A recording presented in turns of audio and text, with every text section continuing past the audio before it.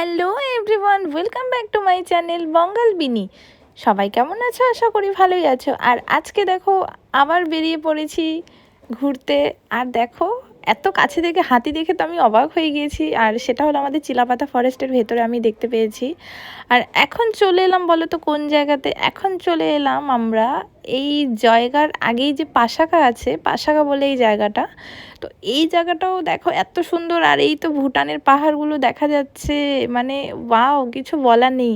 আর কাদের কাদের এরকম পাহাড়ে ঘুরে বেড়াতে ভালো লাগে বলো তো? আমাকে তো মানে আমি জানো এরকম টাইপের একজন মানুষ, মানে আমি খোলা আকাশে শুধু পাহাড়ই খুঁজে বেড়াই, পাহাড়ই খুঁজে বেড়াই, যে পাহাড় কোথায় দেখা যাচ্ছে।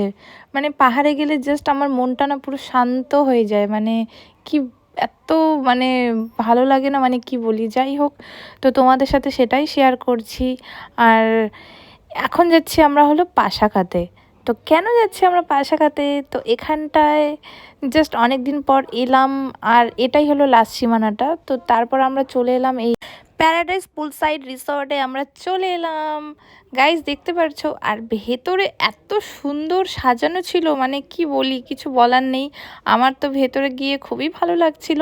আর সব থেকে বড় কথা জানো, এখানে মানে সব আলাদা আলাদা মানে কটেজ টাইপের আছে, তুমি সব কটেজেই মানে গিয়ে বসতে পারো। আর মানে খুব ভালো লাগছিল। সব থেকে বড় কথা, এটা নদীর চরের সাইডে হয়ে যায়। আর এখানে বসে বসে মানে খেতে খেতে তুমি পাহাড় দেখছো, ওয়াও। আর বাইরের ভিউটা এত ভালো লাগছিল, অন্ধকার মানে পাহাড়ের গায়ে লাইটগুলো জ্বলছে, জাস্ট মন ছুঁয়ে যায়, মানে কি সুন্দর লাগছিল, জাস্ট আমি তো ভাবতেই পারিনি। মানে কি বলি, যাই হোক, যারা যাওনি তারা অবশ্যই যাবে, আর গেলে অবশ্যই ভালো লাগবে। তো আমাকে না এরকম করে রাতের বেলায় ঘুরতে কিন্তু খুবই ভালো লাগে। আর এখানে জানো, এখানে সুইমিং পুলেরও ব্যবস্থা ছিল, দেখো এত বড় সুইমিং পুল ছিল, মানে কি আর বলি, খুব ভালো লাগছিল বেশ। মানে সব কিছুই আছে, কি চাও তুমি। আর তারপর আমরা ভেতরে চলে গেলাম, আর ভেতরে গিয়ে দেখি এখানে বার টাইপের আছে, বারের মতন দেখো, খুব সুন্দর করে সাজানো গোছানো, মানে চারিদিকের পরিবেশটা জাস্ট মানে ওয়াও, কিছু বলার নেই। তোমরা ভাবতে পারছো মানে আমরা কোথায় থেকে গিয়েছি, ভাবো তো, কোথায় কোচবিহার আর কোথায় ভুটান বলো তো। এখান থেকে জাস্ট এই ভিউগুলো দেখার জন্য গিয়েছি, মানে কিছু বলার নেই। আর আমাকে তো রাতের বেলা ঘুরতেও খুব ভালো লাগে। আর এখন চলে এলাম ওপরে।